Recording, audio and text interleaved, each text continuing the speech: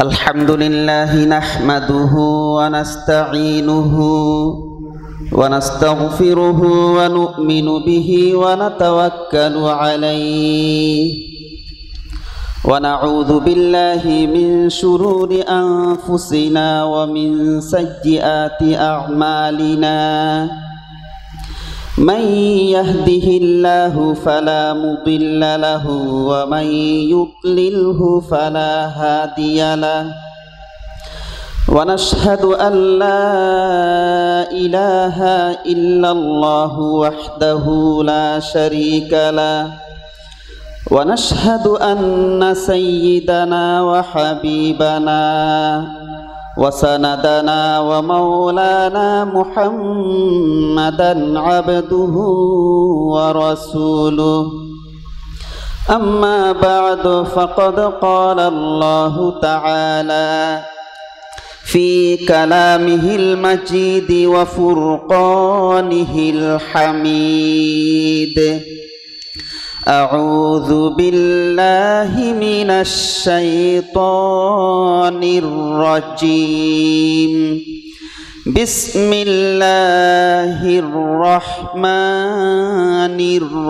الرحيم إن الله وملائكته يصلون على النبي يا أيها الذين آمنوا صلوا عليه وسلموا تسليما صلى الله على سيدنا محمد وآله وأصحابه وسلم صلى الله على سيدنا محمد وآله وأصحابه وسلم محبة الشاتي بلغ العلا بكماله كشف الدجى بجماله حسنت جميع خصاله صلوا عليه وآله أكبادنا مجروحة من سيف هجر المصطفى طوبى لأهل بلدة فيها النبي المحترم بلغ العلا بكماله كشف الدجى بجماله حسنت جميع خصاله صلوا عليه وآله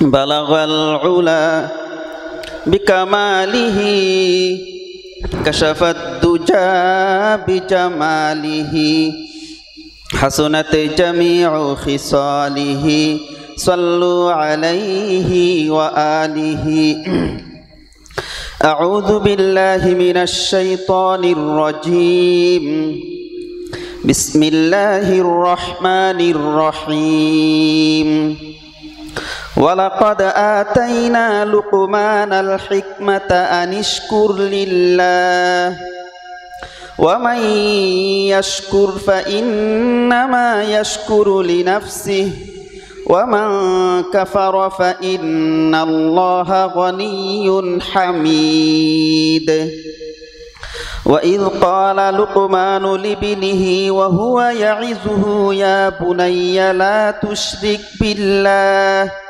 إن الشرك لظلم عظيم ووصينا الإنسان بوالديه حملته أمه وهنا على وهن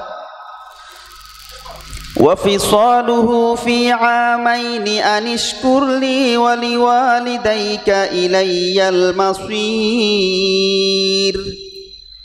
وإن جاهداك على أن تشرك بي ما ليس لك به علم فلا تطعهما وصاحبهما في الدنيا معروفا واتبع سبيل من أناب إلي ثم إلي مرجعكم فأنبئكم بما كنتم تعملون يا بني إنها إن تك مثقال حبة من خردل فتكن في صخرة أو في السماوات أو في الأرض يأتي بها الله إن الله لطيف خبير يا بني أقم الصلاة وأمر بالمعروف وانه عن المنكر واصبر على ما أصابك إن ذلك من عزم الأمور ولا تصعر خدك للناس ولا تمش في الأرض مرحا إن الله لا يحب كل مختال فخور واقصد في مشيك واغضض من صوتك إن أنكر الأصوات لصوت الحمير صدقت يا رب العالمين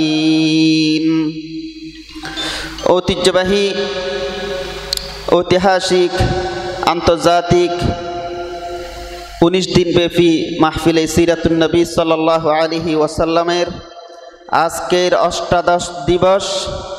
আজকের এই দিবসে প্রথম অধিবেশনের সম্মানিত সদর গ্রামী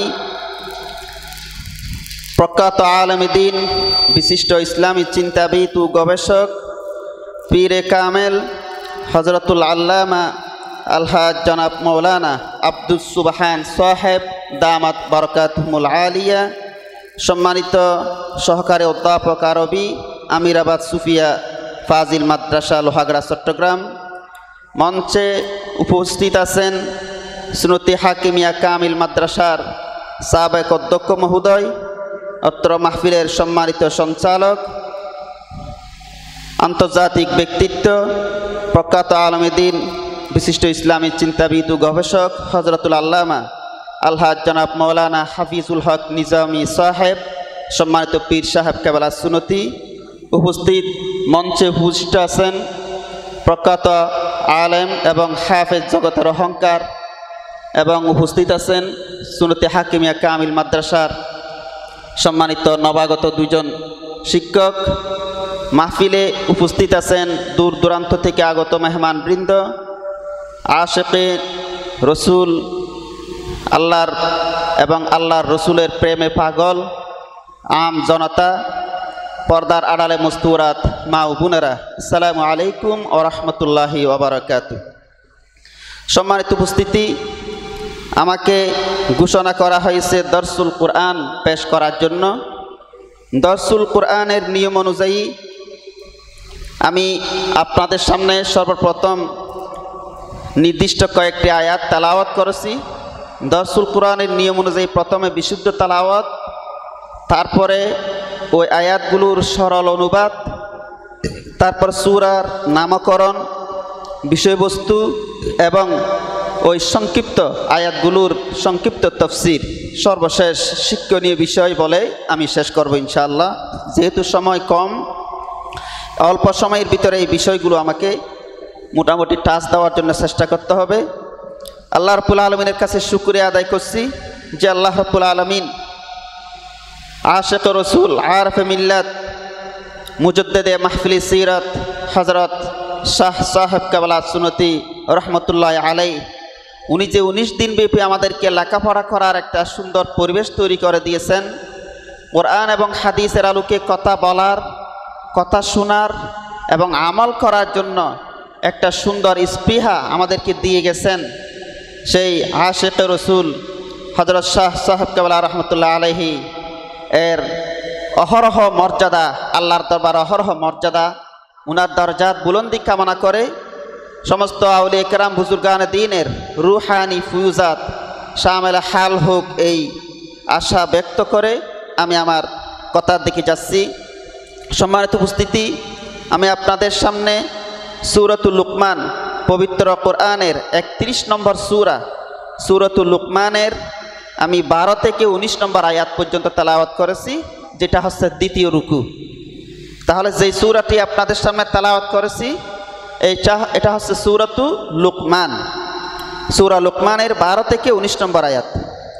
এই আয়াতগুলোতে আল্লাহ রাব্বুল আলামিন ইরশাদ করছেন, ওয়ালাকাদ আতাইনা লুকমানাল হিকমাতা, আমি লুকমান আলাইহিস সালামকে হিকমত দান করেছি, প্রজ্ঞা দান করেছি।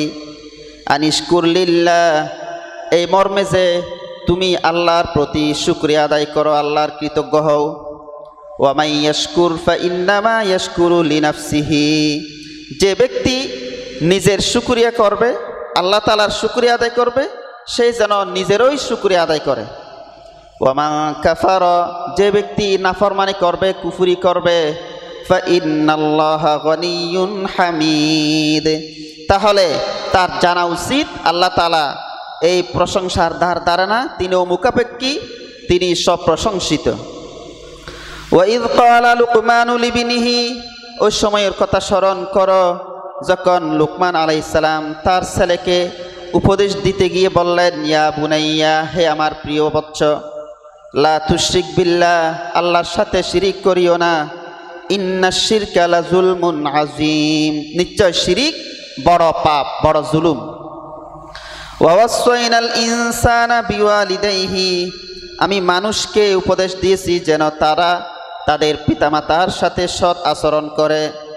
হামালাতহু উম্মুহু ওয়াহনান আলা ওয়াহনিন, তার মা তাকে কষ্টের পর কষ্ট করে গর্ভে ধারণ করেছে। ওয়া ফিসালুহু ফি আমাইনি, এবং তার দুধ ছুটানো হয়েছে 2 বছরে। আনিশকুরলি ওয়া লিওয়ালিদাইকা ইলাইয়াল মাসির, এই হুকুম দিয়েছি যে তুমি আমার শুকরিয়া করো এবং তোমার পিতামাতার শুকরিয়া করো। ইলাইয়াল মাসির, আমার ওই দিকে তোমাদের সকলের প্রত্যাবর্তন। ওয়া ইন জাহাদাকা, পিতামাতা যদি তোমাকে বাধ্য করে, আলা আন তুশরিকা বি মা লাইসা লাকা বিহি ইলমুন, আমার সাথে শিরিক করার জন্য যে বিষয়ে তোমার কোনো জ্ঞান নাই, তাহলে ফালা তুতিহুমা, তুমি তোমার সেই পিতামাতার কথা মানবে না। ওয়া সাহিবহুমা ফিদ দুনিয়া মারুফা, এবং তাদের সাথে দুনিয়াতে সৎভাবে ব্যবহার করবে, সৎভাবে চলাফেরা করবে। ওয়াত্তাবি' সাবিলা মান আনাবা ইলাইয়া, এবং সেই ব্যক্তির পথ অবলম্বন করবে যে ব্যক্তি আমার দিকে ফিরে আসে। সুম্মা ইলাইয়া মারজিউকুম, তারপর আমার ওই প্রতি তোমাদের প্রত্যাবর্তন স্থল। ফাউনাব্বিউকুম বিমা কুনতুম তা'মালুন, আমি তোমাদেরকে তোমাদের কৃতকর্মের বিষয়ে অবহিত করব। ইয়া বুনাইয়া, হে আমার প্রিয় বৎস, ইন্নাহা ইন তাকু মিসকালা হাব্বাতিম মিন খরদালিন, যদি কোনো বস্তু সরিষা দানা পরিমাণও হয়, ফাতাকুন ফি সখরাতিন, সেই বস্তু যদি কোনো পাথরের ভিতরে থাকে, আও ফিস সামাওয়াতি আও ফিল আরদি, অথবা আসমান জমিনে থাকে, ইয়াতি বিহাল্লাহ, আল্লাহ তাআলা সেই সামান্য বস্তু নিয়ে আসবেন, উপস্থিত করবেন। ইন্নাল্লাহা লাতীফুন খবীর, নিশ্চয় আল্লাহ তাআলা সূক্ষ্মদর্শী এবং সব কিছুর উপর বিস্তারিত খবর রাখেন। ইয়া বুনাইয়া, হে আমার প্রিয় বৎস, আকিমিস সালাত, তুমি নামাজ কায়েম করো। ওয়া'মুর বিল মা'রুফি ওয়ানহা আনিল মুনকার, ভালো কাজের আদেশ করো, অসৎ কাজ থেকে বারণ করো। ওয়াসবির আলা মা আসাবাক, এবং এই পথে তোমার যত মুসিবত আছে, বলা মুসিবত তোমার কাছে উপস্থিত হয়, সেগুলোর উপর ধৈর্য ধারণ করো। ইন্না যালিকা মিন আজমিল উমুর, নিশ্চয় এটা সাহসিকতার কাজ। ওয়ালা তুসাইর খাদ্দাকা লিন্নাস, তুমি মানুষের সাথে কথা বলার সময় তাদের কাছ থেকে মুখ ফিরিয়ে নিও না। ওয়ালা তামশি ফিল আরদি মারাহা, এবং জমিনে অহংকার বসে চলাফেরা করিও না।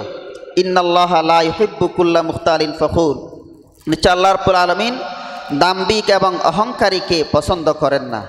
ওয়াকসিদি ফি মাশয়িক, তুমি তোমার হাঁটা চলাফেরার মধ্যে মধ্যম পন্থা অবলম্বন করো। ওয়াগদুদ মিন সৌতিক, তোমার আওয়াজকে তুমি নিচু করো। ইন্না আনকারাল আসওয়াতি লাসাউতুল হামির, নিশ্চয় গাদার আওয়াজই সবচাইতে অপ্রীতিকর। আলহামদুলিল্লাহ, আমরা এই পঠিত আয়াতগুলোর অনুবাদ শুনলাম। এই আয়াতগুলো হচ্ছে সূরাতু লুকমানের। সূরা লুকমান, প্রত্যেকটি সূরার নামকরণের একটা নির্দিষ্ট নিয়ম আছে। হয়তো বিষয়বস্তুর আলোকে সূরার নামকরণ করা হয়, অথবা ওই সূরায় উল্লেখিত বিশেষ কোনো শব্দ দ্বারা সূরার নামকরণ করা হয়। দুটা পদ্ধতি পবিত্র কালামের সূরাগুলোর নামকরণের। তাহলে কয়টা পদ্ধতি জানলাম? দুইটা পদ্ধতি আমরা জানলাম।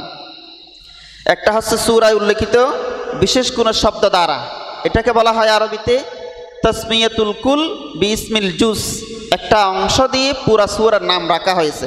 আলহামদুলিল্লাহ, এটা সূরা লুকমানের 13 এবং 12 এবং 13 নম্বর আয়াতে লুকমান শব্দটি দুই আয়াতে দুইবার এসেছে। ওয়ালাকাদ আতাইনা লুকমান আল হিকমা, আরেকটা হচ্ছে ওয়াইদ ক্বালা লুকমানু লিবনিহি। এই লুকমান থেকে সূরার নাম রাখা হয়েছে সূরাতুল লুকমান। অথবা লুকমান আলাইহিস সালাম এই সূরার মধ্যে পঠিত আয়াতগুলোকে নিজের সন্তানকে উপদেশ দিয়ে অনেক কথা বলেছেন। আল্লাহ রাব্বুল আলামিন সেই আদেশগুলো আল্লাহ তাআলার ভালো লেগেছে, আমাদেরকে শিক্ষার জন্য সেগুলো কোরআন কারীমে কোট করেছেন, উপস্থাপন করেছেন। সেই বিষয়ের আলোকে সূরার নাম রাখা হয়েছে সূরাতুল লুকমান। পবিত্র কালাম হাকিমের সূরার সংখ্যা হচ্ছে 114টি। তন্মধ্যে 8টি সূরার নাম মানুষের নামে, সুবহানাল্লাহ। 8টি সূরার মধ্যে 6টি হচ্ছে নবীদের নামে, যেমন সূরা মুহাম্মদ, সূরা ইউনুস, সূরা ইউসুফ, সূরা হুদ, সূরা নূহ এবং সূরা ইব্রাহিম। এই 6 জন নবীর নামে 6টি সূরা নাজিল করা হয়েছে। আর 2 জন আল্লাহর প্রিয় বান্দা বান্দি, ওদের নামে 2টি সূরা নাজিল করা হয়েছে। যেমন সূরা মারইয়াম, আল্লাহর এক প্রিয় বান্দির নামে সূরা নাজিল করা হয়েছে সূরাতু মারইয়াম, যিনি ছিলেন হযরত ঈসা আলাইহিস সালামের আম্মাজান। এবং আল্লাহর আরেকজন প্রিয় বান্দা লুকমান, সূরাতুল লুকমান, এই ব্যক্তির নামে সূরা নাজিল করেছেন। তাহলে মোট 8টি সূরা ব্যক্তির নামে হয়েছে। আলহামদুলিল্লাহ, আল্লাহ রাব্বুল আলামিন সূরা লুকমানের যে আয়াতগুলো আমি পড়েছি, সে আয়াতগুলোর মাধ্যমে লুকমান আলাইহিস সালাম, যিনি দীর্ঘ 3000 বছর আগে মানুষদেরকে জ্ঞানপূর্ণ কথা বলতেন, প্রজ্ঞাপূর্ণ কথা বলতেন, তিনি যে নিজের সন্তানদের দায়িত্ব পালন করতে গিয়ে নসিহা পেশ করেছেন, সেগুলো যেন আল্লাহ তাআলা আমাদেরকে পবিত্র কালামে উল্লেখ করে, যারা আমরা মা বাবা হয়েছি আমাদেরকে ধরে ধরে শিখাচ্ছেন, তোমরাও তোমাদের পিতামাতা হিসেবে দায়িত্ব পালন উপলক্ষে তোমাদের ছেলে মেয়েদেরকে নসিহা পেশ করো, তাদেরকে গঠনমূলক জীবন গঠন করার জন্য ভূমিকা পালন করো। সেই প্রশিক্ষণ আল্লাহ রাব্বুল আলামিন এই আয়াতগুলোর মাধ্যমে আমাদেরকে দিয়েছেন। আল্লাহ রাব্বুল আলামিন যাদেরকে সন্তান সন্ততি দিয়েছেন অথবা দেন নাই, প্রত্যেকের জন্য কোরআন কারীমের বিভিন্ন জায়গায় দোয়া শিখিয়ে দিয়েছেন। রব্বি হাবলি মিনাস সালিহিন, রব্বানা হাব লানা মিন আজওয়াজিনা ওয়া যুররিয়াতিনা কুররাতা আ'য়ুন ওয়াজআলনা লিল মুত্তাকিনা ইমামা। এইভাবে রব্বি হাবলি মিন লাদুনকা রাহমাতান তাইয়্যিবা, এইভাবে আল্লাহ তাআলা বিভিন্ন দোয়া শিখিয়ে দিয়েছেন। আমরা যারা মা বাবা আছি, আমরা আল্লাহর কাছে দোয়া করব। যাদের সন্তান সন্ততি নেই, এই আল্লাহর ভাষায় আমরা আল্লাহর কাছে দোয়া করব। আর যাদের সন্তান সন্ততি আছে, তারা নেককার হওয়ার জন্য আল্লাহর কাছে দোয়া করব। আর এখনও যাদের সন্তান সন্ততি হওয়ার পরিবেশ হয় নাই, বিবাহ শাদী করেন নাই, আপনারা ইনশাল্লাহ একদিন বিবাহ করবেন, মেয়ে হোক ছেলে হোক, একদিন বিবাহের ব্যবস্থা হয়ে যাবে। এবং আল্লাহ তাআলার কাছে দোয়া করবেন, আল্লাহ তাআলা যাতে আল্লাহর রসুলের উম্মত বৃদ্ধির ক্ষেত্রে আমাদেরকে ভূমিকা পালন করার তৌফিক দান করেন। কিয়ামতের ময়দানে আল্লাহ রসুল সাল্লাল্লাহু আলাইহি ওয়াসাল্লাম যে ঘোষণা করেছেন, ফা ইন্নী মুকাথিরুম বিকুমুল উমাম, আমার উম্মতের সংখ্যা দিক্কতা নিয়ে আমি কিয়ামতের ময়দানে গর্ব করব, অহংকার করব। এই অহংকারের আমরা একজন ভূমিকা পালনকারী হবে আলহামদুলিল্লাহ। সম্মানিত উপস্থিতি, তাহলে আমরা এবার জানলাম যে পঠিত সূরাগুলোর মধ্যে আল্লাহ তাআলা কি বলতে চাচ্ছেন। আল্লাহ রাব্বুল আলামিন এই সূরা, যেটা সূরা লুকমান আমি তেলাওয়াত করেছি, এটা নাজিল হওয়ার সময় সম্পর্কে সামান্য বিষয় আমাদের জানা দরকার। এই সূরাটা যখন নাজিল হয়েছিল তখন ইসলামের বিরুদ্ধে তেমন কোনো প্রতিবাদ শুরু হয় নাই। কিছু কিছু হলেও পরিপূর্ণ মাত্রায় ইসলামের বিরুদ্ধে, আল্লাহ রাসূল সাল্লাল্লাহু আলাইহি সাল্লামের বিরুদ্ধে কোনো বিরোধিতার মাত্রা পরিপূর্ণ রূপ লাভ করেনি। এর দ্বারা বোঝা গেল এই সূরার বিষয়গুলো, সূরার আয়াতগুলো ইসলামের প্রথম জমানায় নাজিল হয়েছে আলহামদুলিল্লাহ। সংক্ষেপে দ্রুত আমরা জানব, ইসলামের প্রথম দিকে এই সূরাটা নাজিল করা হয়েছে। এরপর আমরা জানব পবিত্র কালাম হাকিমের যে আয়াতগুলো আমি পড়েছি, এই আয়াতগুলোর সংক্ষিপ্ত তাফসীরের দিকে আমরা যাব। প্রথম নম্বর আয়াত, যেটা 12 নম্বর আয়াত সূরা লুকমানের, আল্লাহ রাব্বুল আলামিন সেখানে বলছেন, ওয়ালাকাদ আতাইনা লুকমানাল হিকমাতা আনিশকুর লিল্লাহ। আমি লুকমান হাকিমকে হিকমত দান করেছি এই মর্মে যে তুমি আল্লাহর শুকরিয়া আদায় করো। এখানে লুকমান হাকিম উনিকে, লুকমান হাকিমের পরিচয় আমাদের প্রথমে জানতে হবে। লুকমান আলাইহিস সালাম হচ্ছেন হযরত ওয়াহাব বিন মুনাব্বিহ রহমতুল্লাহ আলাইহির বর্ণনা মতে তিনি ছিলেন একজন মহান ব্যক্তি।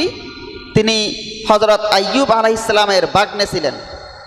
ইন্নাহু কানা ইবনা উখতি আইয়ুব, আইয়ুব আলাইহিস সালামের বোনের ছেলে ছিলেন, ভাগ্নে ছিলেন। হযরত মুকাতিলের বর্ণনা মতে ইন্নাহু কানা ইবনা খালাতিহি, হযরত আইয়ুব আলাইহিস সালামের খালাতো ভাই ছিলেন। আইয়ুব আলাইহিস সালাম যিনি আইয়ুব পয়গম্বর, ওনার খালাতো ভাই ছিলেন হযরত লুকমান আলাইহিস সালাম। হযরত লুকমান আলাইহিস সালাম কোন কাজের লোক ছিলেন, কি পেশার লোক ছিলেন, এই সম্পর্কেও বিভিন্ন ইখতিলাফ দেখা যায়। ওয়াখতুলিফা ফি সিনাআতিহি ফাকিলা কানা নাজ্জারান, কেউ বলছেন উনি একজন কাঠমিস্ত্রি ছিলেন। আমাদের কাঠমিস্ত্রিরা যেমন চেয়ার টেবিল ইত্যাদি তৈরি করে, সেই রকম কাজের একজন লোক ছিলেন। কেউ বলছেন কানা খাইয়াতান, তিনি একজন দর্জি ছিলেন, কাপড় সেলাই করতেন। কেউ বলছেন ইন্নাহু কানা রাঈয়াল গানাম, তিনি ছিলেন ছাগল চারক, মেষ চালক। আর তার ছেলে যাকে তিনি নসিহা পেশ করতেন সে ছিল, তার নাম ছিল সারন। সারন উনার ছেলের নাম। উনি একজন কাফের ছিল। ফামা জালা ইউসিহি হাত্তা আসলামা, উনি নিজের ছেলেকে প্রতিদিন নসিহা পেশ করতে করতে করতে এক পর্যায়ে তার ছেলে মুসলমান হয়ে যায়। সুবহানাল্লাহ। বাবার নসিহা প্রতিদিন শুনতে শুনতে আল্লাহ তাআলা তাকে হেদায়েত দান করেছেন, উনি মুসলমান হয়ে গেছেন। সুবহানাল্লাহ। হযরত লুকমান হাকিম উনি মিন আওলাদি আজর, এক বর্ণনা মতে তিনি আজরের সন্তানদের অন্তর্ভুক্ত ছিলেন। আজর কে ছিল? আজর ছিল হযরত ইব্রাহিম আলাইহিস সালামের আব্বাজানের নাম, যিনি মূর্তি বিক্রেতা ছিল, মূর্তি নিজে তৈরি করে বাজারে বিক্রি করত, সেই ধরনের একজন ব্যক্তি ইব্রাহিম আলাইহিস সালামের পিতা আজর। সেই আজরের বংশধরদের একজন ছিলেন হযরত লুকমান আলাইহিস সালাম। তাফসীর রুহুল বায়ানে এই সম্পর্কে বর্ণনা করা হয়েছে, লুকমানের বাবার নাম ছিল বাগুর, দাদার নাম ছিল বাহুর, পরদাদার নাম ছিল তারিখ। এই তারিখই হচ্ছে আজর, আজরের অপর নাম হচ্ছে তারিখ। উনি ছিলেন ইব্রাহিম আলাইহিস সালামের বাবা। ওয়াহাশা আলফা সানাতিন, লুকমান হাকিম এই পৃথিবীতে হায়াত পেয়েছিলেন 1000 বছর। সুবহানাল্লাহ। কত বছর? আমাদের গড় হায়াত তো 60 বছর 65 বছর, এর ভিতরে হযরত লুকমান আলাইহিস সালাম দীর্ঘ 1000 বছর দুনিয়াতে হায়াত পেয়েছিলেন। উনি হাত্তা আদরাকা জামানা দাউদ আলাইহিস সালাম, দাউদ আলাইহিস সালামের জমানা উনি পেয়েছিলেন। ওয়া আখাযা আনহুল ইলমা, দাউদ আলাইহিস সালাম থেকে তিনি অসংখ্য জ্ঞান শিখেন। এবং ওয়াকানা ইফতি ক্বাবলা মাবাআতিহি, দাউদ আলাইহিস সালাম উনি নবুয়ত প্রাপ্তির আগ পর্যন্ত লুকমান আলাইহিস সালাম বিভিন্ন ফতোয়া দিতেন, লোকদের বিভিন্ন সমস্যার সমাধান লুকমান আলাইহিস সালাম দিতেন। যখন হযরত দাউদ আলাইহিস সালাম নবুয়ত প্রাপ্ত হলেন তখন লুকমান আলাইহিস সালাম ফতোয়া দেওয়া বন্ধ করলেন, যেহেতু নবী উপস্থিত রয়েছেন। আলহামদুলিল্লাহ। তাহলে এই তাফসীর রুহুল বায়ানের এই বিবরণ দ্বারা আমরা বুঝতে পারি লুকমান আলাইহিস সালাম একজন অত্যন্ত ভালো মানুষ ছিলেন। কোন কোন কিতাবে এভাবে আছে, ক্বালা লুকমান খাদামতু আরবাআতা আলাফি নাবিয়্যিন। লুকমান আলাইহিস সালাম নিজে বলেন, আমি 4000 নবীর খেদমত করেছি। সুবহানাল্লাহ। লুকমান আলাইহিস সালাম উনি 4000 নবীর খেদমত করেছেন, নিজে বর্ণনা দিয়েছেন। ওয়াখতারতু মিন কালামিহিম সামানিয়া কালিমাতিন। আমি সেই 4000 নবীর খেদমত করতে করতে তাদের কাছ থেকে আমি 8টি কথা শিখি। কয়টি কথা? 8টি কথা আমি সমস্ত 4000 নবী যাদের খেদমত করেছি তাদের কাছ থেকে শিখি। সেই কথাগুলো কি কি? অত্যন্ত দামি দামি কথা। উনি বলছেন, ইন কুনতা ফিস সালাত ফাহফাজ কলবাক। 1 নম্বর কথা, হে লুকমান, তুমি যদি নামাজে দাঁড়াও তাহলে তোমার কলবকে হেফাজত করো। কলব এদিক ওদিক যেন ছুটে না যায়। আমরা নামাজে দাঁড়াইলে আমাদের কারো মন সৌদি আরব, কারো মন লন্ডন, কারো মন নিজের ঘরের দিকে, কারো মন বাজারে সাজারে ঘুরে। আমাদের মনকে আমরা ঠিক রাখতে পারি না।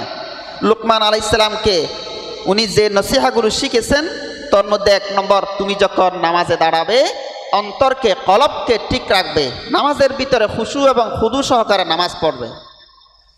2 নম্বর তিনি শিখেছেন নবীদের কাছ থেকে, ওয়া ইন কুনতা ফিত তাআম ফাহফাজ হালকাক। তুমি যখন খাবার খেতে বসবে তুমি তোমার গলাকে হেফাজত করবে।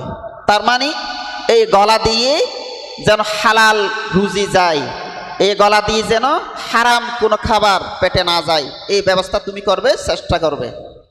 3 নম্বর, ওয়া ইন কুনতা ফি বাইতিল গায়রি ফাহফাজ আইনাইক। তুমি যখন অপরের ঘরে, অপরের বাসভবনে, কারো বাসায়, কারো লোকালয়ে যখন তুমি যাবে তখন তোমার 2 চোখকে হেফাজত করবে। কারণ সেখানে নারী, বেগানা নারী থাকতে পারে। সেই বেগানা নারীর প্রতি যেন তোমার চোখ না যায়, তোমার যেন গুনার একটা পরিবেশ তৈরি না হয়, সেই জন্য তোমার 2 চক্ষুকে হেফাজত করবে। 4 নম্বর, ওয়া ইন কুনতা বাইনান নাসি ফাহফাজ লিসানাক। তুমি যখন মানুষের মাঝে থাকবে তখন তোমার মুখকে, জিহ্বাকে হেফাজত করবে। মানুষের সাথে কথাবার্তা, উঠা বসা, চলাফেরা এর মাধ্যমে তোমার লিসানকে তুমি যদি হেফাজত করতে পারো তাহলে তুমি নিরাপদ থাকবে। সুবহানাল্লাহ। এরপরে 5 নম্বর থেকে 8 নম্বর পর্যন্ত উনি বলছেন, ওয়াজকুর ইসনাইনি ওয়ানসা ইসনাইনি। 2টি কাজ স্মরণ করো, 2টি কাজ ভুলে যাও। 2টি কাজ যেগুলো তুমি স্মরণ করবে সেটা কি? ফাল্লাহু ওয়াল মাউত। আল্লাহকে স্মরণ করবে বেশি বেশি করে এবং মৃত্যুকে স্মরণ করবে। 5 এবং 6 নম্বর। 7 এবং 8 নম্বর, ওয়া আম্মাল লাযানি তানসাহুমা ইহসানাকা ফি হাক্কিল গায়র। তুমি যে বিষয়গুলোকে ভুলে যাবে তার মধ্যে 1 নম্বর হচ্ছে তুমি অপরকে উপকার করলে, ইহসান করলে, কাউকে তুমি উপকার করে দিলে সেটা ভুলে যাবে। আমি তাকে উপকার করেছি, সে কেন আমাকে সালাম করতেছে না? আমি তাকে চাকুরি দিয়েছি, সে কেন আমাকে শ্রদ্ধা করতেছে না? এইরকম বিনিময় পাওয়ার জন্য এটা তুমি ভুলে যাবে। ওয়া ইসাআতাল গায়রি ফি হাক্কিক। এবং তোমার হকের ব্যাপারে কেউ যদি অন্যায় করে সেটা তুমি ভুলে যাবে। কারণ মানুষ অন্যায় করলে তুমি তোমার নিজের হক যদি সেখানে নষ্ট হয়, এটা যদি ভুলে যাও তাহলে অপরের প্রতি ঘৃণা জন্মাবে না এবং কারো প্রতি তোমার অন্তরে ঘৃণার উদ্রেক হবে না। আলহামদুলিল্লাহ। এই 8টি বিষয় তিনি 4000 নবীর খেদমত করে করে শিখেছেন। সুবহানাল্লাহ। হযরত লুকমান আলাইহিস সালাম উনি কি রকম ছিলেন? উমর বিন কাইস রাদিয়াল্লাহু তাআলা আনহু বর্ণনা করছেন, কানা আবদান আসওয়াদা। উনি একজন কালো গোলাম ছিলেন। গলিজাস শাফাতাইন, ঠোঁট দুটি ছিল মোটা মোটা, মুসফাহাল কদমাইনি, প্রশস্ত পা বিশিষ্ট ছিলেন। ফাআতাহু রাজুলুন, এক ব্যক্তি তার কাছে এসে বললেন, উনি লোকদের সাথে কথা বলতেছেন, বললেন যে আলাস্তাল্লাযী কুনতা তারআ মাই আল গানাম, তুমি কি সে ব্যক্তি নয় যে তুমি আমার সাথে ছাগল চরাইতে ফি মাকানি কাযা ওয়া কাযা, অমুক অমুক জায়গায়? তখন হযরত লুকমান আলাইহিস সালাম বললেন, হ্যাঁ আমি সেই মেষ চালক, সেই ছাগল চারক, আমি তোমার সাথে ছাগল চড়াইছি। অর্থাৎ রাখাল একজন এসে বলছে, তুমি তো আমার মতো একজন রাখাল, তুমি কেন এত মহানত্বের অধিকারী হয়েছ, এত বড়ত্বের অধিকারী কেমনে হয়েছ, তোমাকে কিসে এত উচ্চ পর্যায়ে নিয়ে গেছে আমাকে একটু বলো তো। তখন লুকমান হাকিম আলাইহিস সালাম বললেন যে দুটি কাজ আমি সব সময় করি, এই দুটি কাজে আমাকে উন্নীত করেছে। এক নম্বর, সদা সত্য কথা বলা, সব সময় সত্য কথা বলা। দুই নম্বর, অপ্রয়োজনীয় যে কোনো কাজের দরকার নাই, বেদরকারি সকল কথাবার্তা আমি পরিহার করতাম। আলহামদুলিল্লাহ, এই দুটি কাজই আমাকে উন্নীত করেছে।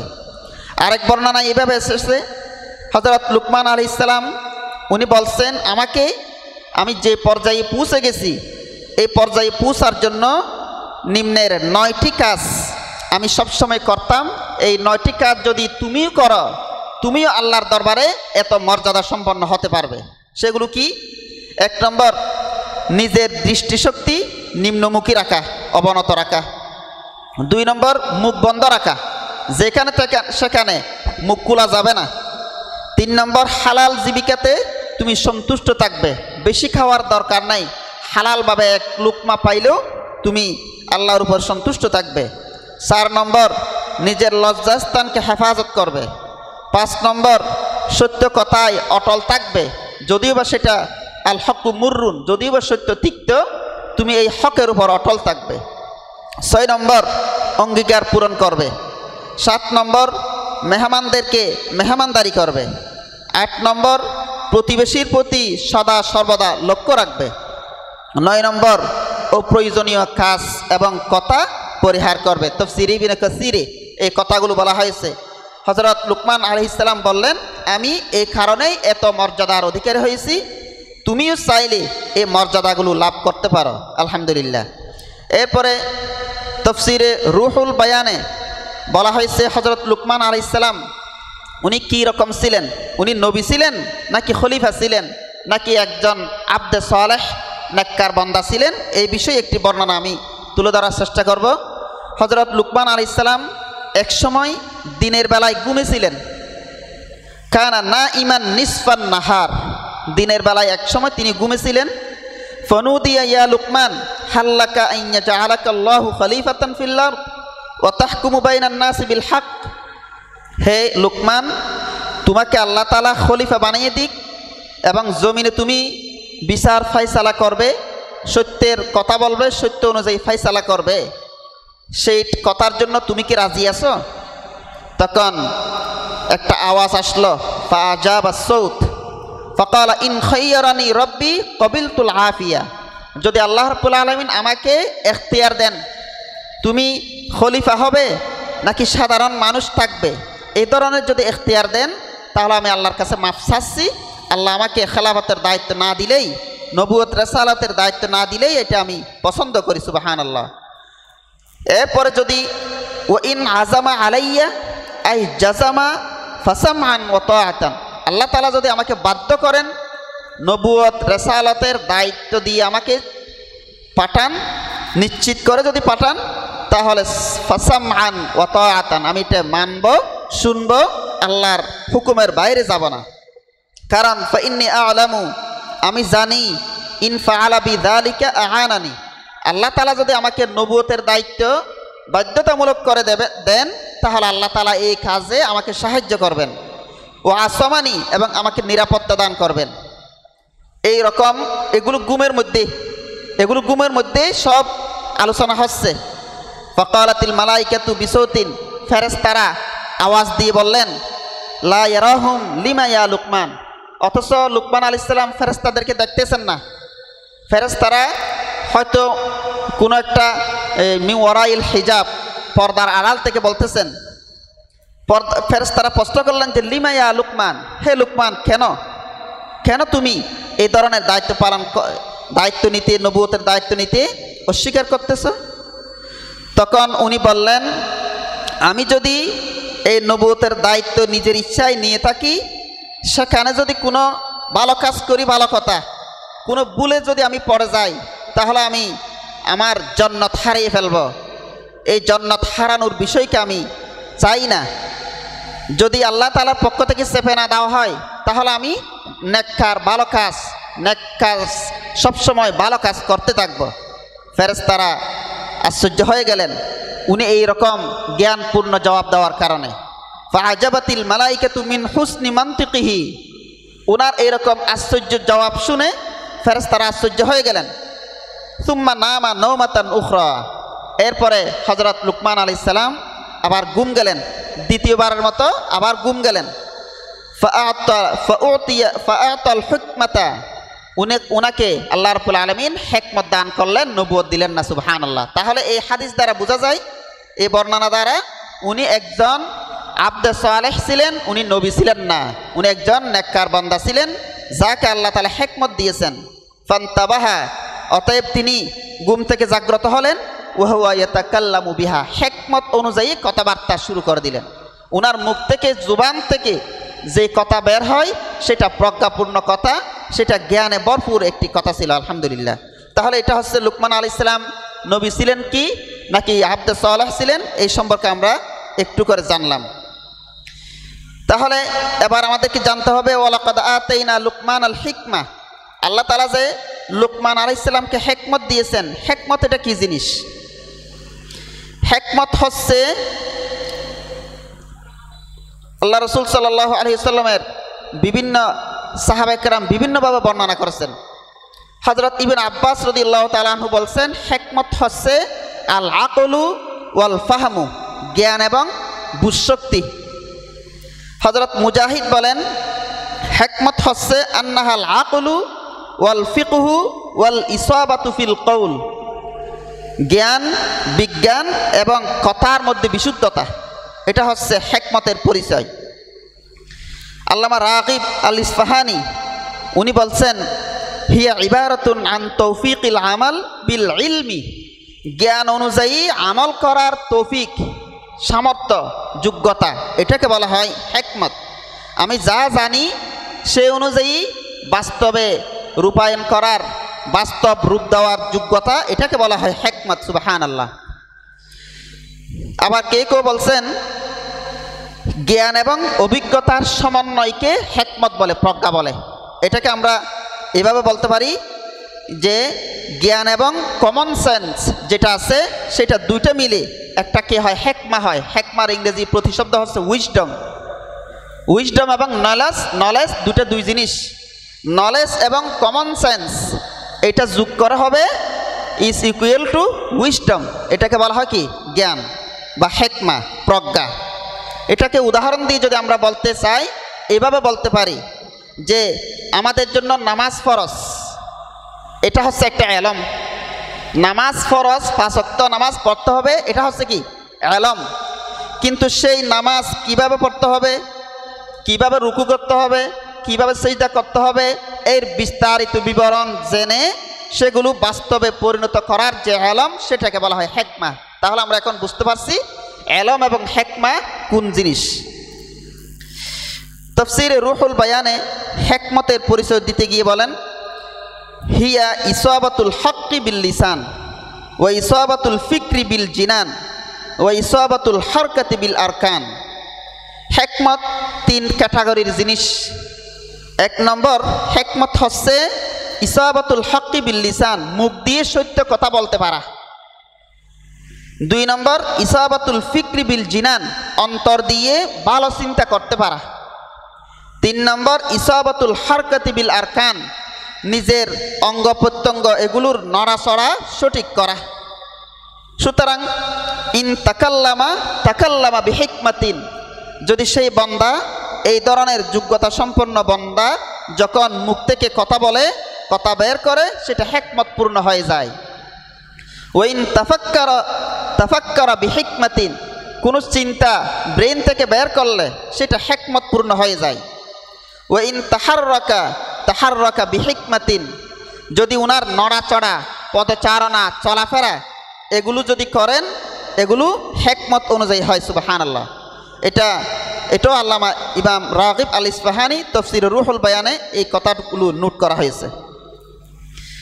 এবার এই হিকমত, এটা তো ওহী নয়, এটা নবুয়তের দায়িত্ব নয়। এই হিকমতের মালিক আমি এবং আপনি কেমনে হব? আমি এবং আপনি কিভাবে হাকিম হতে পারবো? একজন হিকমতের মালিক কেমনে হতে পারবো? তার একটা বিবরণ আমি তুলে ধরেছি আত-তাওয়িলাতুন নাজমিয়্যা একটা কিতাবে, সেই সম্পর্কে বিস্তারিত আলোচনা করা হয়েছে। আমি লাস্টের যে মূল কথাটা বলছি, আল্লাহ রাসূল সাল্লাল্লাহু আলাইহি ওয়াসাল্লাম বলছেন, মান আখলাসা 40 সাবাহান যহারাত ইয়ানাবিউল হিকমতি মিন কলবিহি আলা লিসানিহি। সুবহানাল্লাহ। একটি হাদিস শরীফ। আমি এবং আপনি যদি হিকমতের মালিক হতে চাই, হিকমতপূর্ণ জ্ঞানের, হিকমত নামক এই প্রজ্ঞার অধিকারী যদি আমরা হতে চাই, তাহলে এই হাদিসটা আমাদের আমল করতে হবে।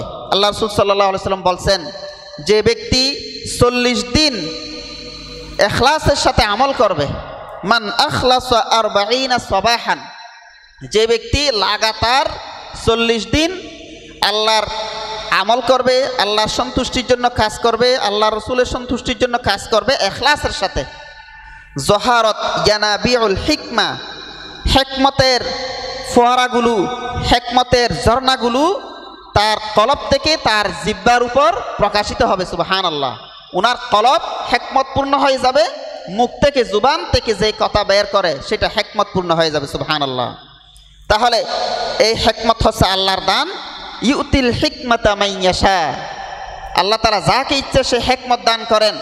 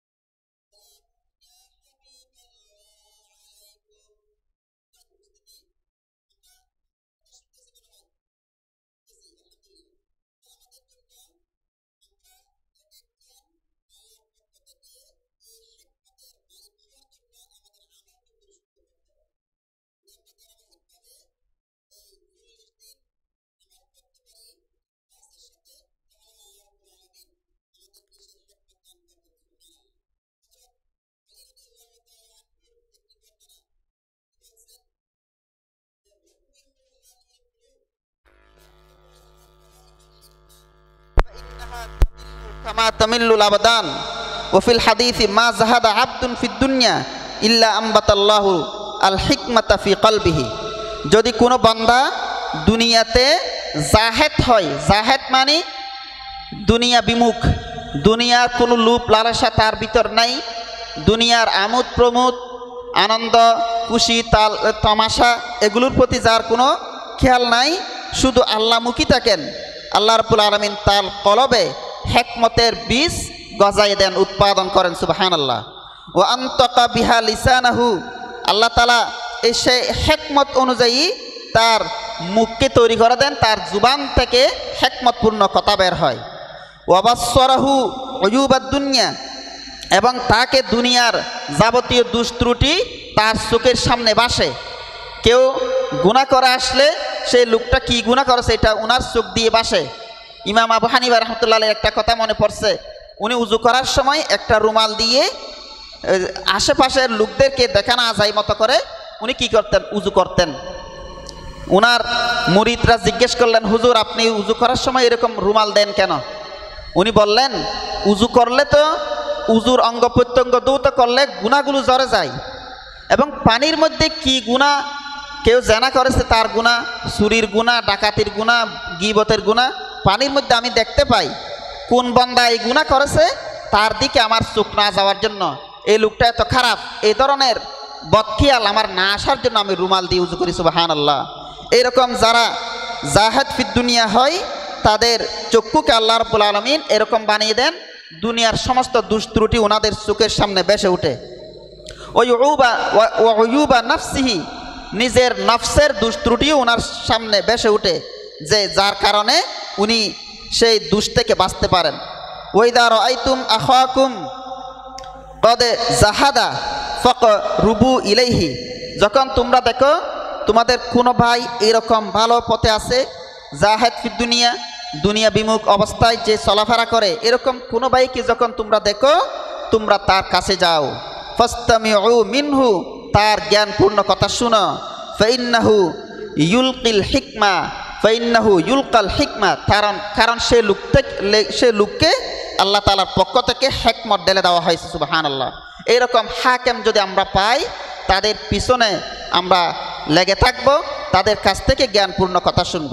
হযরত লুকমান হাকিম এরকম জ্ঞানী ছিলেন, যার কারণে উনার এত মর্যাদা। উনার একজন মুনিব ছিল, উনার মুনিব বলতেছে, আমার এই গোলাম, এই রাখালের পাশে মানুষ এত বেশি আসে কেন? লোকেরা তো আমি মুনিবের কাছেই আসবে বেশি বেশি, আমার রাখালের কাছে কেন এত বেশি আসে? তখন উনি তার এই আশেপাশের কিছু লোকদেরকে ডেকে বললেন যে আমার এই গোলামের কাছে তোমরা বেশি বেশি আসো কেন? লোকেরা বলল, হুজুর আপনার এই গোলাম সে তো সাধারণ গোলাম নয়, এই গোলাম সাধারণ মানুষ নয়, উনি যে জ্ঞানপূর্ণ কথাগুলো বলেন আমরা সেই কথাগুলো শুনে আমাদের জীবনকে বদলাই, আমাদের জীবনের যত দোষ ত্রুটি আছে সেগুলো পরিশুদ্ধ করার একটা প্রশিক্ষণ আমরা ওনার কথা থেকে পাই। এরকম বলে যখন লোকেরা চলে গেলেন, মুনিব বলল, আমি আমার এই গোলামকে একবার পরীক্ষা করে দেখব, উনি কি হিকমতের মালিক হয়েছে, আমি সেটা একটু পরীক্ষা করব। পরীক্ষার ভাষা তাফসীরের মধ্যে এভাবে এসেছে, আন্না লুকমান হাকিম কানা আবদান নাজ্জারান কানা লাহু সাইয়্যিদুহু। লুকমান হাকিমের উনি ছিলেন একজন কাঠমিস্ত্রি, একজন ব্যক্তির গোলাম, যার মুনিব তাকে পরীক্ষা করার জন্য বলছেন, ইযবাহ শাতান ওয়াতিনি বিআতুয়া বিহা বুদআতাইনি। হযরত লুকমানকে উনার মুনিব বলল, তুমি একটা ছাগল জবাই করো। মুনিব অর্ডার দিছে ছাগল জবাই করার জন্য। উনি ছাগল জবাই করে বললেন যে তুমি সেই ছাগল থেকে দুটি উন্নত মানের, ভালো মানের দুইটা অংশ কেটে নিয়ে আসো। ফাআতাহু বিল লিসানি ওয়াল কলব। তখন লুকমান হাকিম ছাগল জবাই করে ছাগল থেকে দুইটা জিনিস নিয়ে আসলেন, একটা হচ্ছে লিসান জিহ্বা, আর একটা হচ্ছে কলব হার্ট। ওনার কলব, ছাগলের যেটা হার্ট আছে সে হার্টটা নিয়ে আসলেন। সুম্মা আমারহু বিযাবহি শাতিন উখরা, এরপর আবার হুকুম দিলেন, হে লুকমান তুমি আরেকটা ছাগল জবাই করো। আলকি আখবাতাহা বুদআতাইনি, তুমি সেই ছাগল থেকে দুইটি নিকৃষ্ট বস্তু কেটে ফেলে দাও। হযরত লুকমান ফাআলকাল লিসান ওয়াল কলব, একইভাবে ওই ছাগল, দ্বিতীয় ছাগল থেকেও লিসান এবং কলব, জিহ্বা এবং হার্ট দুটো কেটে ফেলে দিলেন। তখন মুনিব বললেন, আমার তুকা আন্তা তিনি বিআতুয়া বিহা বুদআতাইনি ফাআতাইতানি বিল লিসানি ওয়াল কলব, আমি তোমাকে তো আদেশ করলাম দুটি ভালো জিনিস নিয়ে আসার জন্য, তুমি তো লিসান এবং কলব এই দুটি জিনিস নিয়ে আসছো। আবার তোমাকে যখন খারাপ দুটি জিনিস ফেলে দেওয়ার জন্য আদেশ করলাম, তুমি তো একইভাবে লিসান এবং কলব এই দুটি জিনিস নিয়ে আসছো। তখন লুকমান হাকিম জ্ঞানপূর্ণভাবে জবাব দিলেন যে মুনিব, লাইসা শাইউন আতয়াবা মিনহুমা ইযা তাবা, মানুষের লিসান এবং কলব যদি ভালো হয় তাহলে তার শরীরের অঙ্গ প্রত্যঙ্গের মধ্যে এর চাইতে ভালো জিনিস আর নাই। সুবহানাল্লাহ। লিসান দিয়ে, জিহ্বা দিয়ে যদি মিথ্যা না বলে, লিসান দিয়ে যদি মিথ্যা সাক্ষী না দেয়, লিসান দিয়ে যদি খারাপ জিনিস না খায়, সবসময় আল্লাহর জিকিরে মশগুল থাকে লিসান, তাহলে সেই লিসানের দাম তুলায় তুলায় অসংখ্য দাম। আর সেই লিসান দিয়ে যদি গান বাজনা করে, সেই লিসান দিয়ে যদি মিথ্যা কথা বলে, গীবত করে, পরনিন্দা করে, হারাম খায়, ঘুষ খায়, সুদ খায়, তাহলে সেই লিসান হবে সবচেয়ে নিকৃষ্ট। তাহলে একই জিনিসকে ভালো হিসাবে উনি পেশ করলেন, একই জিনিসকে খারাপ হিসাবে পেশ করলেন। সুবহানাল্লাহ। এরপরে বললেন ওয়ালা আখবাসা মিনহুমা ইযা খবুসা, এই দুটি জিনিস যদি খারাপ হয় তার চাইতে খারাপ আর কোনো অঙ্গ প্রত্যঙ্গ নাই। তার মানে লিসান এবং কলবের ভিতরে যদি আমি ভালো জিনিস স্থান দিতে পারি তাহলে আমার কলব হবে সবচেয়ে ভালো। ইদা সালুহাল আজসাদু কুল্লুহা, যদি কলব ভালো হয় পুরা শরীর ভালো। ওইদা ফাসাদাতিল আজসাদু কুল্লুহা, যদি ওই কলব খারাপ হয় তাহলে শরীরের পুরা অঙ্গ প্রত্যঙ্গ সব কিছু পছন্দ হবে। তাহলে হযরত লুকমান আলাইহিস সালাম এইরকম জ্ঞানপূর্ণ পরিস্থিতি পেশ করার কারণে লুকমান হাকিমকে উনার মুনিব বললেন, তুমি তো বাস্তবেই একজন জ্ঞানী, তোমাকে আজকে আমি মুক্ত করে দিলাম, তুমি মুক্ত বিহঙ্গের মতো দাওয়াতি কাজে চাপিয়ে পড়ো, তুমি দাওয়াত দিতে দিতে মানুষদেরকে ইসলামের পথে ইমানের পথে নিয়ে আসে। সুবহানাল্লাহ। এরকম করে ওনাকে সুযোগ করে দিলেন, মুক্ত করে দিলেন। তো আমরাও সেই দুটি বস্তুকে যদি ভালো করতে পারি তাহলে আমাদের দুনিয়ার আর কোনো কিছুকে দাঁড়াতে হবে না, আমরা সবসময় এই ভালো কাজের মধ্যে সময় দিতে পারবো আলহামদুলিল্লাহ। এরপরে এই আয়াতের দ্বিতীয় অংশ আনিশকুর লিল্লাহ ওয়া মান ইয়াশকুর ফাইন্নামা ইয়াশকুরু লিনাফসিহি। আল্লাহ তাআলা বলছেন তুমি আল্লাহর শুকরিয়া করো, যে ব্যক্তি আল্লাহর শুকরিয়া করবে সে যেন আল্লাহর নিজেরই শুকরিয়া করতেছে, নিজেরই লাভ। আল্লাহর কোনো লাভ ক্ষতির দরকার নাই, লাভ ক্ষতি সবগুলো আমাদের নিজের জন্য। আমরা যদি আল্লাহ তাআলার শুকরিয়া আদায় করি আল্লাহ তাআলা আমাদেরকে নিয়ামত বাড়িয়ে দিবেন, লাইন শাকারতুম লাযিদান্নাকুম। এরপর বলছেন ওমান কাফারা, যে ব্যক্তি কুফরি করবে, নাফরমানি করবে, আল্লাহ তাআলার এই শুকরিয়ার দরকার নাই। আল্লাহ তাআলা হচ্ছেন অমুখাপেক্ষী, উনি সব প্রশংসিত, উনার এই ধরনের শুকরিয়ার দরকার নাই। এরপরে লুকমান আলাইহিস সালামের পক্ষ থেকে নিজের ছেলের প্রতি নসিহা শুরু হয়ে গেল। উনি অসংখ্য নসিহা করেছেন, তোর মধ্যে প্রথম নসিহা হচ্ছে আল্লাহর সাথে শিরিক করা থেকে বিরত রাখা, আত-তাহযীরু মিনাশ শিরক, শিরিক থেকে বাঁচিয়ে রাখা। হযরত লুকমান আলাইহিস সালাম নিজের ছেলেকে বলছেন, হে লুকমান, হে আমার প্রিয় ছেলে, ছেলের নাম বলছিলাম সারন, ওই ছেলেটা কাফের ছিল। লুকমান আলাইহিস সালাম ওনাকে ওয়াজ করতে করতে, নসিহত করতে করতে উনি এক পর্যায়ে মুসলমান হয়ে গেলেন। সুবহানাল্লাহ। এইভাবে আছে ইন্না ইবনাহু কানা মুশরিকান, তার ছেলে ছিল মুশরিক, অন্য বর্ণনায় কাফের। ফালাম ইয়াজাল লুকমানু ইয়াইজুহু, লুকমান আলাইহিস সালাম সবসময় তাকে নসিহত করতে লাগলেন। ওয়ানহাহু আনিশ শিরকি, শিরিক থেকে বাঁচার জন্য বারবার বারণ করতেছেন। হাত্তা আমানা বিল্লাহি ওয়াহদাহু, এক পর্যায়ে তিনি এক আল্লাহর প্রতি ঈমান এনে ফেললেন। সুবহানাল্লাহ। তাহলে আমরা যারা আছি বর্তমানে পিতা হিসেবে, বাবা হিসেবে, দাদা হিসেবে, মা হিসেবে, সমাজের নেতা হিসেবে, পরিবারের কর্তা হিসেবে আমরা যারা আছি, আমাদেরকে আমাদের অধস্তন, আমাদের কথা ধরে এরকম লোকদেরকে এই দাওয়াতি কাজ করতে হবে। শিরিক আল্লাহ তাআলা মাফ করবেন না, সেই বিষয়ে আমাদেরকে সমাজে বলতে হবে, কোনো প্রকারের শিরিক যেন না হয়। তাহলে আমি শিরিকের বিস্তারিত বিবরণ আর দিতে পারতেছি না।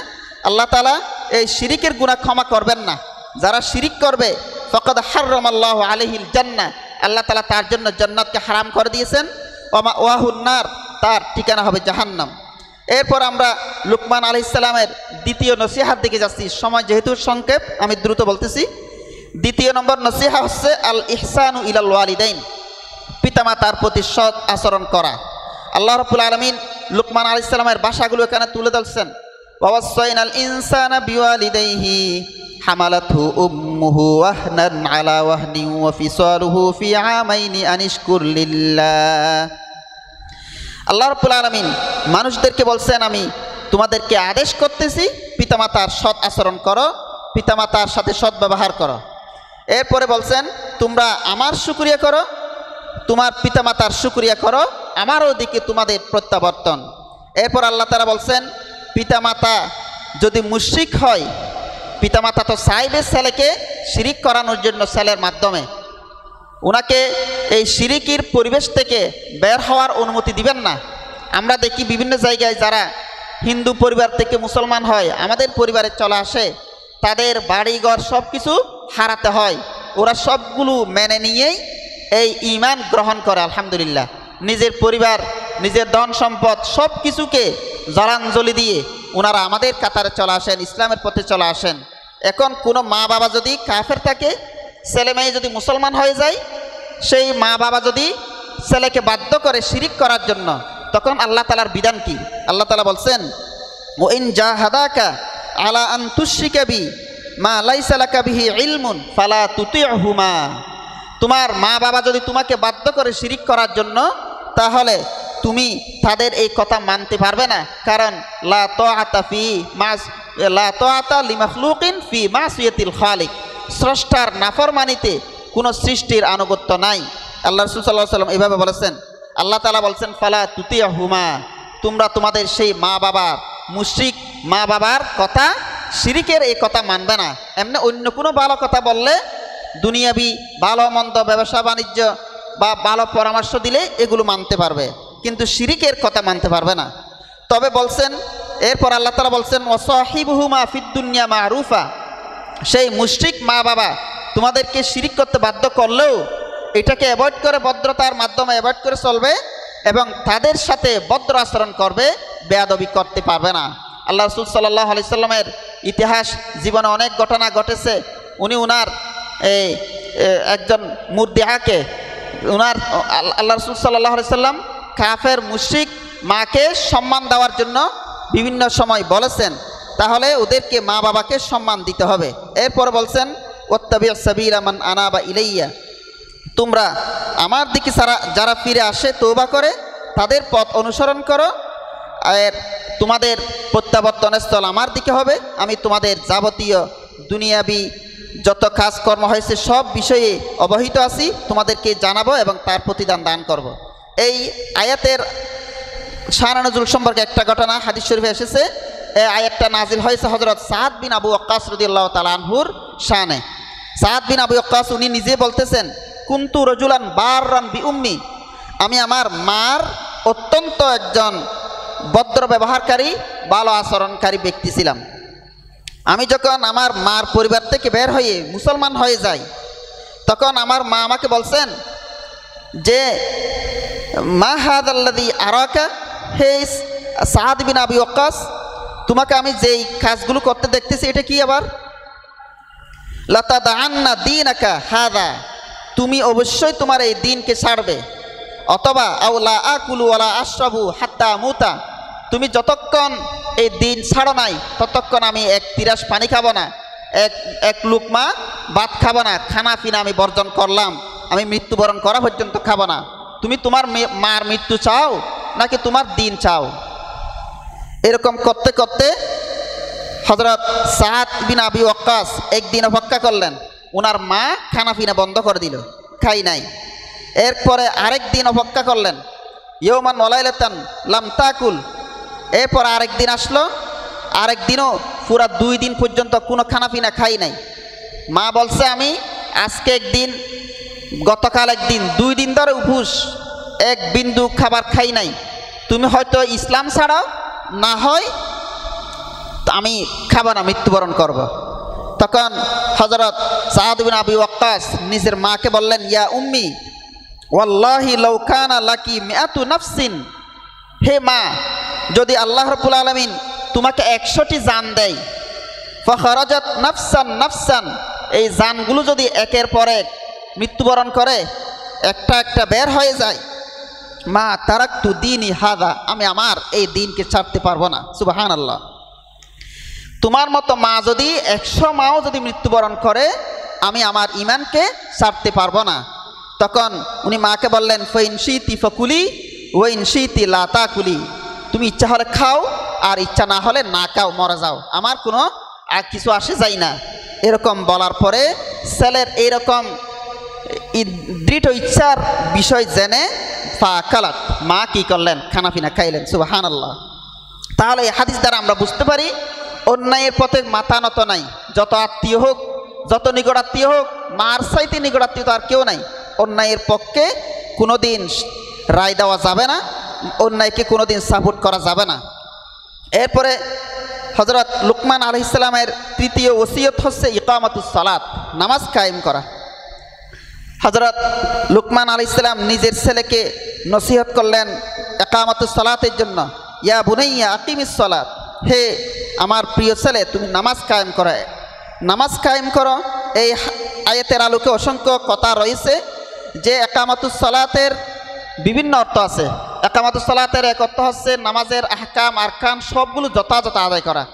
আর এক অর্থ হচ্ছে শুধু নিজে নামাজ পড়লে হবে না, নিজের ছেলে ঘুমে আছে, মেয়ে ঘুমে আছে, পরিবার ঘুমের মধ্যে আছে, তাদেরকে জাগ্রত করে সবাই মিলে নামাজের পরিবেশ তৈরি করা। নিজে পড়লে হবে না, নিজের পরিবার পড়লে হবে না, নিজের প্রতিবেশীর খবর নিতে হবে ওরা নামাজি কিনা, নিজের এলাকার খবর নিতে হবে।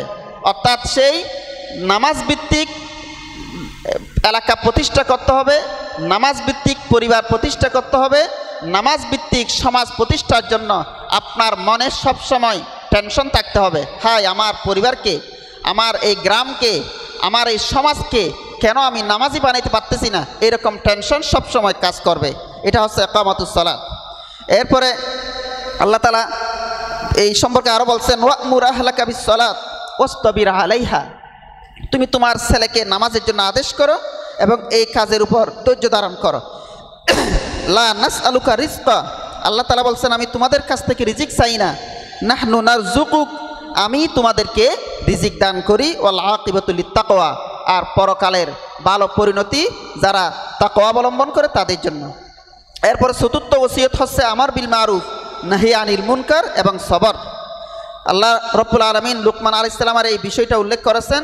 উনি ছেলেকে আদেশ দিচ্ছেন, ওয়া'মুর আহলাকা বিস-সালাত ওয়া'মুর বিল মারুফ ওয়ানহা আনিল মুনকার, হে আমার ছেলে ভালো কাজের আদেশ দাও এবং খারাপ কাজ থেকে বারণ করো। এরকম একটা পরিবেশ তুমি তৈরি করো, না হয় তোমাদের বাঁচাও নাই। যে এলাকায় আমর বিল মারুফ এবং নাহি আনিল মুনকার নাই, সে এলাকার উপর আল্লাহর গজব নাজিল হয়। এই জন্য আমাদেরকে আমর বিল মারুফ নাহি আনিল মুনকার এই দায়িত্ব পালন করতে হবে। এবং এই দায়িত্ব পালন করতে গিয়ে বলা মুসিবত আসতে পারে, জেল জুলুম আসতে পারে, আপনাকে অ্যারেস্ট হতে পারে, আপনার পরিবার থেকে আপনাকে বের করে দেওয়া হতে পারে। এই জন্য ধৈর্য ধারণের জন্য আল্লাহ তাআলা বলছেন, ওয়াসবির আলা মা আসওয়াবাক, এই পথে তোমার যত বলা মুসিবত আসবে সেই সব মুসিবতে তুমি ধৈর্য ধারণ করো। এইভাবে পঞ্চম নম্বর নসিহা লুকমান আলাইহিস সালাম বললেন, আত-তাওয়াদু ওয়ান নাহয়ু আনিত তাকাব্বুর, যাবতীয় গর্ব অহংকার থেকে বিরত থেকে নম্রতা অবলম্বন করার জন্য বলছেন। হযরত লুকমান আলাইহিস সালাম নিজের ছেলেকে যাবতীয় অহংকার পরিত্যাগ করার জন্য, যাবতীয় গর্ব অহংকার এগুলো বাদ দেওয়ার জন্য বলছেন। আল্লাহ তাআলা বলছেন, ওয়াকসিদ ফি মাশইক ওয়াগদুদ মিন সাউতিক, লাস্টে বলছেন তুমি তোমার চলাফেরার মধ্যে মধ্যম পন্থা অবলম্বন করো। আল্লামা ইবনে হাফেজ ইবনে কাসির বলছেন, ওয়াকসিদ ফি মাশইকের মানে হচ্ছে ইমশি মাশিয়ান লাইসা বিল বতি ওয়ালা বিসরিই, তুমি দ্রুত হাঁটবে না, একদম আস্তে আস্তে হাঁটবে না, বল আদালান ওয়াস্তান বাইনা বাইনা, তুমি মধ্যম পন্থায় চলাফেরা করবে। এর মানে দুনিয়ার যে কোনো কাজ করতে গিয়ে আমাদেরকে মধ্যম পন্থা অবলম্বন করতে হবে। এই হচ্ছে হযরত লুকমান আলাইহিস সালাম এই সূরার মধ্যে যে কয়েকটা উপদেশ দিয়েছেন। লুকমান হাকিম আলাইহিস সালামের আরও অসংখ্য নসিহা, তফসিরে সিরাজুল মুনির একটা কিতাব আছে, তফসিরুস সিরাজুল মুনিরি, ওই কিতাবে প্রায় 27টি নসিহাত উল্লেখ করা হয়েছে। এগুলো আপনাদেরকে আমি বলার সময় নেই, উনি দুই একটা বলি। তিনি বলছেন, হে বৎস, তাকওয়া পরহেজগারি অবলম্বন করো, তাহলে পুঁজি ব্যতীত ব্যবসায় যেমন লাভ হয় তেমনই তুমি লাভবান হবে। উনি বলছেন, ইয়া বুনাইয়া ইত্তাখিদ তাকওয়াল্লাহ তিজারাতান ইয়াতিকাল ফরজু মিন গায়র বদাআতিন। এরপর বলছেন, হে বৎস, তুমি জানাজায় হাজির হও, উহজুরিল জানাইজ ওয়ালা তাহজুরিল উরস, বিবাহের অনুষ্ঠানে, বিবাহের নাচ গান অনুষ্ঠানে তুমি হাজির হও না। ফাইনাল জানাইজা তুযাক্কিরুল আখিরা, কারণ জানাজা তোমাকে আখিরাতের স্মরণ করাই দিবে। ওয়াল উরসু ইয়াশতাহিকা দুনিয়া, আর বিবাহের অনুষ্ঠান তোমাকে দুনিয়ার দিকে আগ্রহী করে তুলবে। এইভাবে করে উনি অনেক কথা বলেছেন, প্রায় 27টি সেখানে নসিহার কথা উল্লেখ করা হয়েছে। আমি আমার কথার শেষের দিকে যাচ্ছি, দুই একটা শিক্ষণীয় বিষয় বলে শেষ করব। আমরা এতক্ষণ যা আলোচনা করেছি সেগুলো থেকে আমরা শিখতে পাই, 1 নম্বর আল্লাহর প্রতি সবসময় কৃতজ্ঞ থাকা, 2 নম্বর আল্লাহর সাথে কাউকে শরিক করা যাবে না, 3 নম্বর পিতামাতার সাথে সবসময় সদ্ব্যবহার করতে হবে, 4 নম্বর পিতামাতা যদি আল্লাহর সাথে নাফরমানি করতে বলে তাহলে তা মানা যাবে না, তবে তাদের সাথে সৎ আচরণ রক্ষা করতে হবে। 5 নম্বর, সরিষার দানা পরিমাণ বস্তু আল্লাহর কাছ থেকে গোপন করা যাবে না, সব কিছু কিয়ামতের ময়দানে নিয়ে আসবেন। 6 নম্বর, আমর বিল মারুফ নাহি আনিল মুনকার এবং একামাতুস সালাতের কাজে আমাদেরকে বিপদ আপদ সব কিছু মাথা পেতে নিয়ে এই কাজগুলো করতে হবে। 7 নম্বর, সর্বদা অহংকার পরিত্যাগ করতে হবে। 8 নম্বর, সর্বদা মধ্যম পন্থা অবলম্বন করতে হবে, মানুষের সাথে ভদ্র ব্যবহার করতে হবে। 9 নম্বর, লুকমান আলাইহিস সালামের পিতামাতা কর্তৃক সন্তান সন্ততির প্রতি যে সকল নসিহা পেশ করা হয়েছে সেগুলোর দ্বারা আমাদের সমাজে, আমাদের পরিবারে, আমাদের ছেলেমেয়েদের মাঝে জারি রাখতে হবে। 10 নম্বর, সদা সত্য কথা বলতে হবে ও প্রয়োজনীয় কথাবার্তা পরিহার করতে হবে। 11 নম্বর, কলব এবং লিসানকে সবসময় ভালো কাজে ব্যবহার করতে হবে। 12 নম্বর, জ্ঞান ও অভিজ্ঞতার সমন্বয়ে আমাদেরকে প্রজ্ঞাবান হওয়ার চেষ্টা করতে হবে এবং নেক আমল আমাদেরকে করতে হবে এই হিকমতের মালিক হওয়ার জন্য। 10 নম্বর, সকল কাজে আমাদেরকে মুখলিস হতে হবে। ইখলাসের সাথে যদি কাজ করি আল্লাহ তাআলা আমাদের প্রত্যেককে এক একজন হাকিম হিসেবে কবুল করবেন। আল্লাহ রাব্বুল আলামিন আমাদের সবাইকে এই লুকমান হাকিম কর্তৃক নিজের সন্তানদের প্রতি যে নসিহা, সেই নসিহাগুলো আমাদের জীবনে, আমাদের পরিবারে, আমাদের সমাজে বাস্তবায়ন করার তৌফিক কামনা করে আমি আমার কথা শেষ করছি। ওয়া আখিরু দাওয়ানা আনিল হামদুলিল্লাহি রাব্বিল আলামিন। আসসালামু আলাইকুম ওয়া রাহমাতুল্লাহি ওয়া বারাকাতুহু।